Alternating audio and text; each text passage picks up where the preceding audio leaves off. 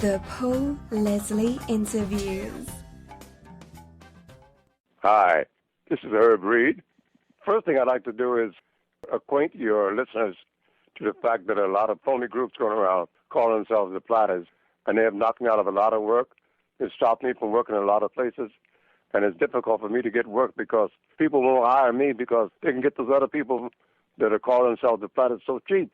They work for little or nothing, so here comes the real deal, and they don't want to hire the real deal when they can get it for cheap. That's the first thing I'd like to acquaint your listeners with, if I may. And hello you, and how are you? And we'll go on from there.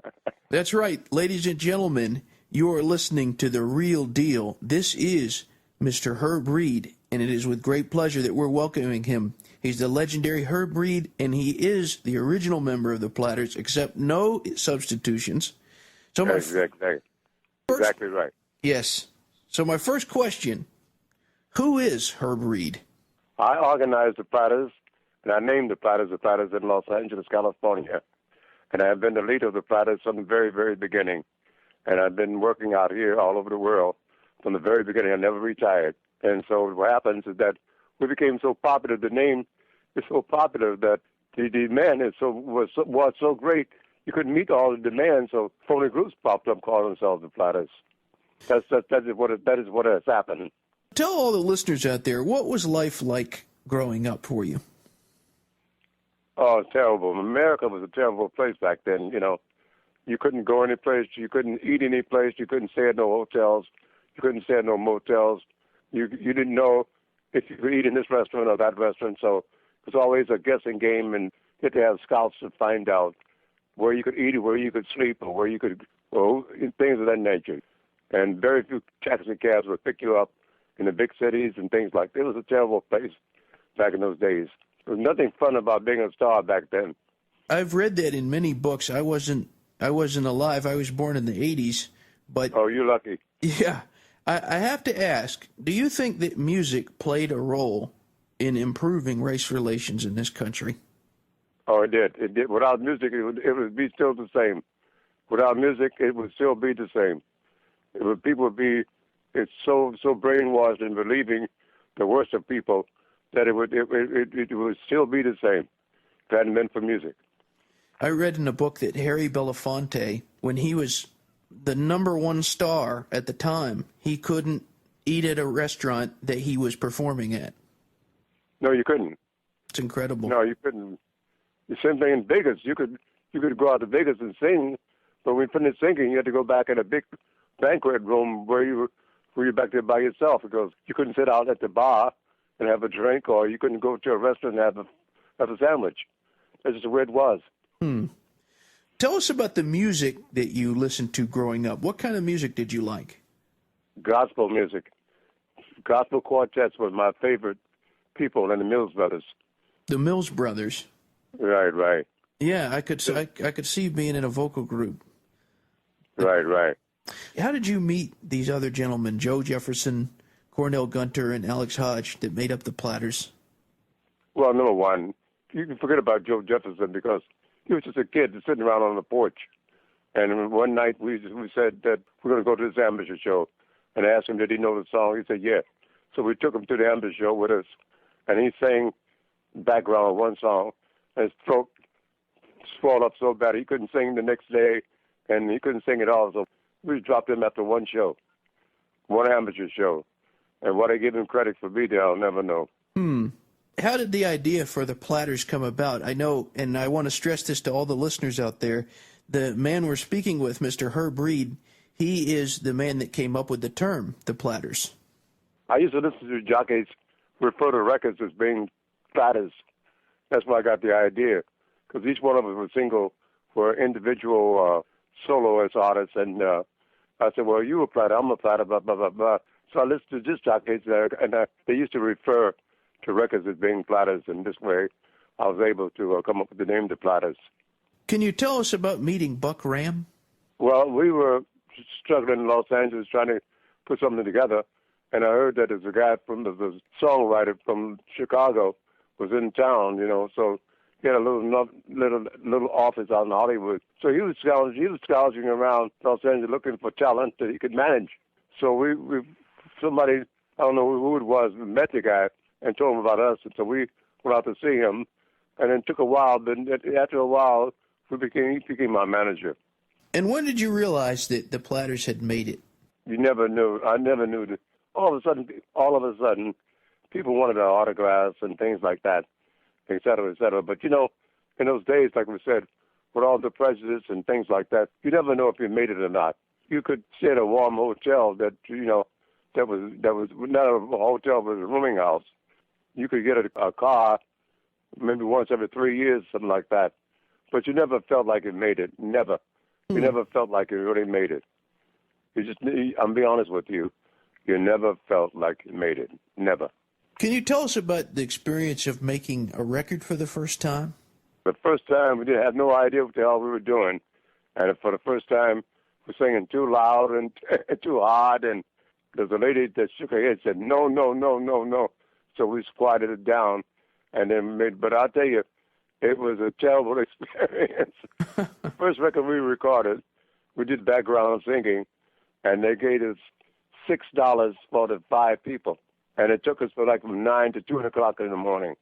$6 is what they paid us. Goodness. When you look at all the songs that you have recorded, the amazing thing about the Platters is nowadays it seems like songs, they come and go. But those songs have lasted all this time, and people still love them.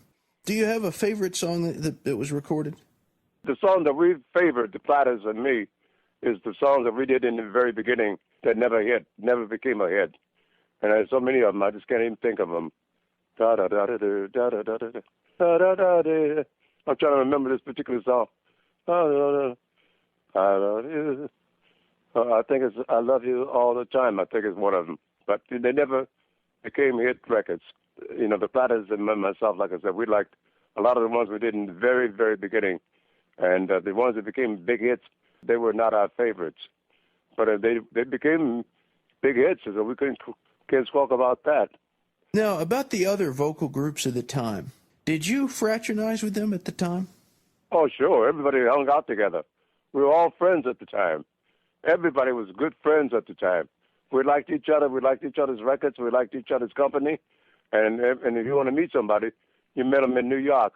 You have lunch together and you talk together and you tell each other about the latest recording and things of this nature. Oh, yeah, we liked each other. We hung out together. Do you keep in touch with any of the musicians from that era? Singers and people like that from the era, you said? Yes, sir. We still work together. We still do these big shows together. Once every 2 years, sometimes, once every 2 years we all get together. And they put on these big oldie but goodie shows.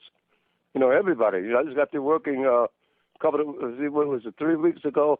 No, 4 weeks ago with the Shirelles, Shirley and the Shirelles, and the Lion Sleeps Tonight. You know what I'm talking about? Yeah. Tokens. The Tokens, yeah. I was working with what you call I can't think of the name. It's the orchestra of. But anyhow, I work with these people a lot. But once every 3 years, they put on big rock and roll shows, and we all get together and do these shows. It's a lot of fun, man. It's a lot of pleasure. What is it you think of the music business today? Today, it really don't mean anything. I mean, what songs have you heard today that's going to last 20, 30 years? I can't think of any. That answers your question, doesn't it? Yeah. Where are the songs? Right. Really, truthfully, look like everybody wants to be a rock star. That shocks me. Everybody wants to play loud guitars and bass and drums. Nobody wants to sing beautiful anymore. It's just amazing. That's just where it is. When you look back at your life, and not just your music, but your life, what are you most proud of? What am I proud of? I'm proud I never did anybody any harm. I never took advantage of anybody, and I never did anything to hurt anybody, deliberately, never. I'm very proud of that. Yes, you should be. In the music business, who are you most proud to work with? To work with? Yes. To be honest with you, I was so in awe that I couldn't keep my mouth shut. It was Jimmy Ricks of Jimmy Ricks and the Ravens, because he's the one who started me singing. I heard his voice, and I could imitate it, and I started imitating his voice, and people encouraged me to sing. And I thought they was jiving me. But anyhow, I started trying to sing like him. And I started doing amateur shows. Started winning first prize because I could sing like him. And I had the pleasure of working with him in Washington, D.C. a long time ago. And I was in awe being in the same dressing room with Jimmy Ricks. You know, he was the greatest. What is it you like about music? What did I like about music? I like the fact that it makes you feel good, actually. The fact is that it gives you a good, clean feeling, especially when it brings back the memories that are great memories. I just like being a part of it. I really do. I mean, I think it's coming from your side that I can be getting that. I can hear you less and less. Okay. I think it's coming from your area. Is it getting better? I can hear you. No, I can't. Is it better? No, I can't hear you at all. Okay. Can't hear you at all. All right. Let me try something. Hold on. I'm sorry. I just cannot hear you at all. Can't hear Not me? even a little bit. I hear static. Static. Okay. All I hear is static. Nothing else. All right. We're gonna. If you can. You want to call me back? 'Cause Yeah. this way, I don't think it's gonna get any better. All right. I'll call you. Whatever you did made it worse. All right. So you should call me back. Maybe make it better. All right. I'll call you right back. All right. All right. All right. Testing. Okay. Right. When somebody listens to one of those old records from the Platters, or when they go see you sing now, what do you want the listener to get out of the experience? Well, if they're not saying me, all they're saying is a bunch of people stealing my name and making a living off of the sacrifice things of the original Platters. That's all they're doing. They're stealing our name and making a living off of it. That's all they're doing. When I sit and listen to those phony groups. Can you ever imagine a day that you would retire from the music business? Well, I guess I can because when you start getting shortage of breath and things of this nature, you know, you can see that it's frivolous to try to continue. You know, your health is the only thing that'll stop you, not the desire. It's just your health. Your health goes bad. That's it. But I can definitely see that. Sure. Is it still fun after all these years? Oh, it's fun and really a lot of fun traveling to a lot of different places and places you've been before and meeting people that you've used to work with before, plus just seeing hotels, motels, places that you've stayed at before, seeing how the country has changed. Oh, it's beautiful. It's still wonderful being able to travel, you know, and see these things. It really is very beautiful. Out of all the places that you played around the world, what is your favorite place that you've ever been? Poland. Poland? Right. Why Poland? Poland's the greatest audience in the entire world for entertainers. Poland is the greatest place in the world for entertainers. Interesting. I'd never heard that before. Well, very few people have been to Poland. But Poland is the greatest of all. I have two final questions before we go. What is your all-time favorite meal? Meal? Yes. Two brothers in Atlanta, Georgia, that are famous for their barbecue. That's one. Oh, wait, it's in Atlanta.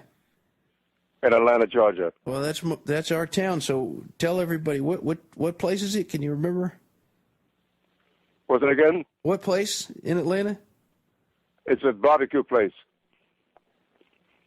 I can't think of the name of it, but that's what it is. You asked me my favorite all-time meals, right? Yeah. And I told you a barbecue place in Atlanta, Georgia. And there was a soul food restaurant in Los Angeles, California. It's not there anymore. It was all for meatloaf, mashed potatoes, and cornbread. God almighty, man, you haven't tasted anything until you taste things like that. Well, I have one final question before we go.